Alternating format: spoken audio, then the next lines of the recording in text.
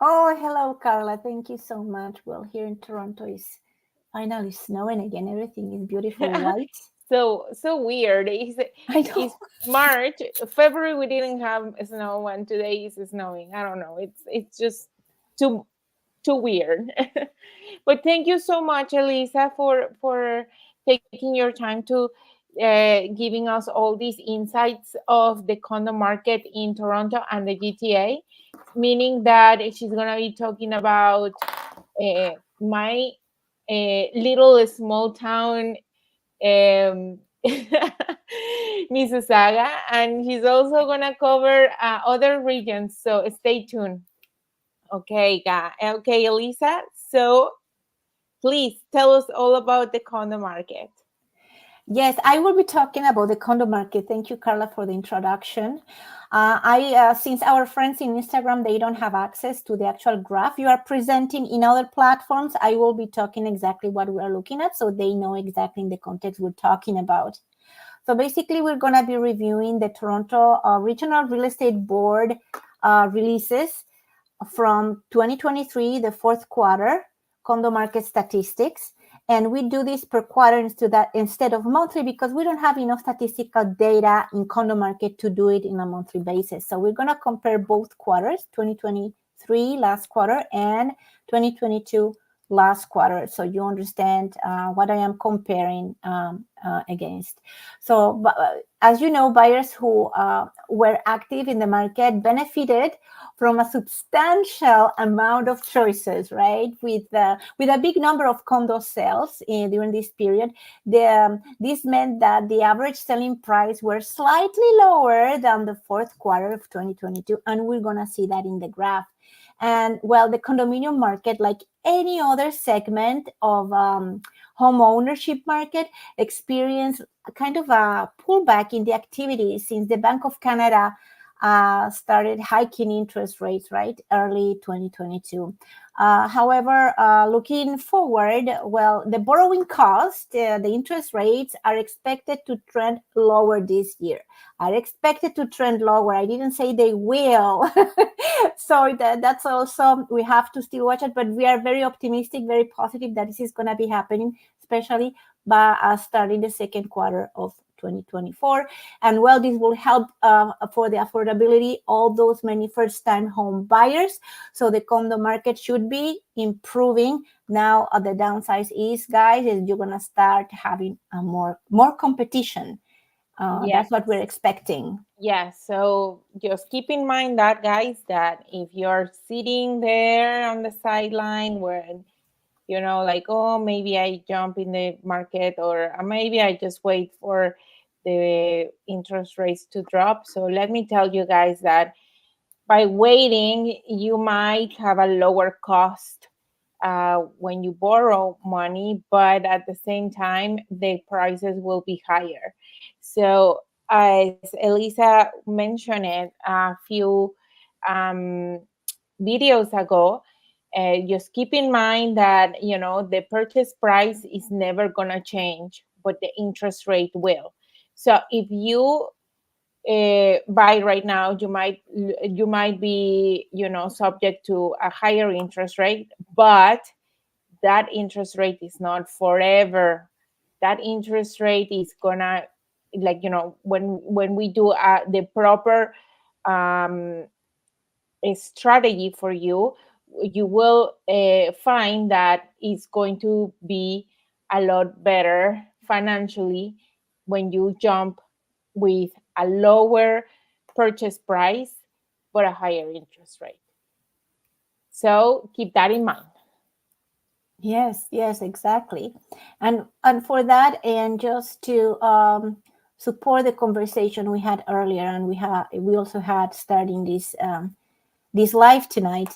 Now we're gonna show some graphs. So if you don't happen to see it on Instagram because we don't have uh, that feature in Instagram yet, so please check the videos on YouTube, on Facebook, or on LinkedIn. Everything is recorded automatically, and you can review the graphs there. And if you think that somebody maybe may have a good use to this information, please do share our YouTube videos and subscribe so you can receive notifications of our next lives, which is going to happen next Tuesday.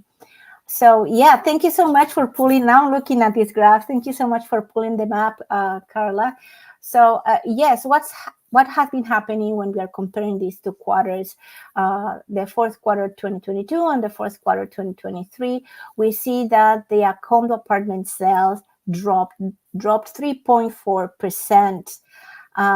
And we have other two graphs there sustaining why this could have happened. So as you know, the sales dropped because again, it's the same situation, the inflationary situation and the hike in interest rates. However, the number of listings in the condo market comparing those two quarters increased almost 30% from 7,500 all the way to 9,700. Wow. And, yeah, and we sold less condos. So yes, the owners had a huge pressure, to release the condos and also to reduce the prices. So that actually helped many buyers to negotiate better terms in whatever they were purchasing. And yeah, the condos in average were staying in the GTA is 30 days compared to the other quarter. They were only 27 days, which is an increase of 11%. Because we were in a very balanced market and in some areas even in a slightly buyer's market, right? Okay, next slide, please. Let's see what it shows.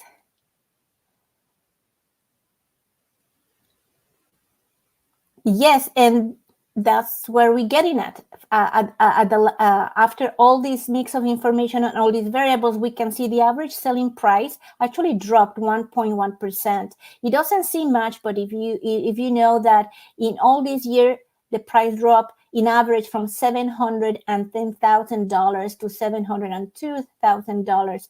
It was a decrease of $8,000 in average, which traditionally we always have been looking up, right, where the prices were increasing between 5% to the 10% annually. Well, frankly, it was too much. So now we had a conversation, right, Carla, that if you were really paying attention to the conversation we have been having every week for all this inflationary period, we were talking about that, Carla and I, that get ready, get pre-approved. And see what's happening in the market, be informed to see if you can still purchase, because we are, I think, getting to an end for the second quarter of 2024. There's a lot of debate on that, but the market is starting to be healthier. And we can see that also. We want to review that in the rental market, where the prices are expected not to keep increasing that much. We have had 3 months in a row where the prices in rentals are not generally speaking increasing. So that's also good news. All right, let's jump to the next one. Yes, and this is my favorite topic because it's the topic of investors. I love it. I love investing in condos because it's the lowest maintenance product you possibly can have, because everything is taken care in the building and you don't have to mow the lawn or change the shingles in that roof for the tenants. So this is a pretty safe investment, depending on how many doors you want to buy in this segment. So in the total apartment rental, comparing these two quarters, fourth quarter 2022 and fourth quarter 2023, increased almost 13%, from 8,600 to 9,700. There are many variables there. Also, immigration is a huge factor. And the average one-bedroom apartment rental price increased also 2.2%. So right now, the one condo apartments in the GTA in average are renting for $2,550. And that's only the average. We have one bedroom condos renting for above $3,000, and still is pretty demanding. Let's go to the next slide now, please. Yeah, and Oh, now we can see exactly the logo down there that I put, so we can give the whoever gave it the vacancy rate. This is very important number for any investor, because the investors look at this number, the vacancy rate, so they can determine which area is best to buy for this kind of investment. And we can see here information from over a Let me decade, see. for over a decade. But I'm just going to talk about what happened when we were entering the pandemic. The vacancy rate in the GTA was almost 7%. Still, the following year, 2021, the vacancy rate increased to 8%. Wow. And on 2022, people were returning to Toronto, working in person instead of remote. And it dropped in 1 year from 8% to 3.1%. So the investors were starting to, look again happy and looking around what to do.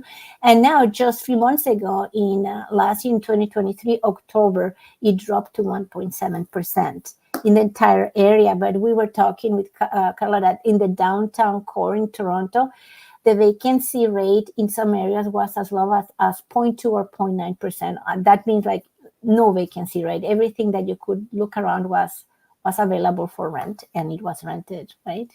So that is also really good news for the investor, not having their property sitting there vacant. Now, yes, thank you. Now, this next slide is actually a pie chart where we are comparing all the regions we have here. We're comparing Toronto region, Peel region, York, Durham, and Halton region. And of course, almost 70% of the share in this market is for Toronto, followed by Peel region, where Mississauga sits. And I like to mention this because Mississauga, it's really flourishing, and their downtown, Mississauga downtown, it's full with new buildings, new constructions, and you have anything you want there. All that is a new developed area. So you have their hospitals, entertainment, movie theaters, schools, transportation. So you can have anything you need even though it's not in Toronto. And also the advantage of purchasing something outside is because it's cheaper, but it's still very, very modern and very cosmopolitan as well. And what kind of bedroom you say you are going to invest? Like what kind of dwelling you should buy? What size of condo? Well, if you talk about statistics, almost 75% of everything has been sold in the one bedroom plus den, and some in 2 bedroom. That's the spectrum. The 3 bedrooms, it's very, very low, and the bachelors has dropped dramatically. Less than 2% of condos sold are bachelors.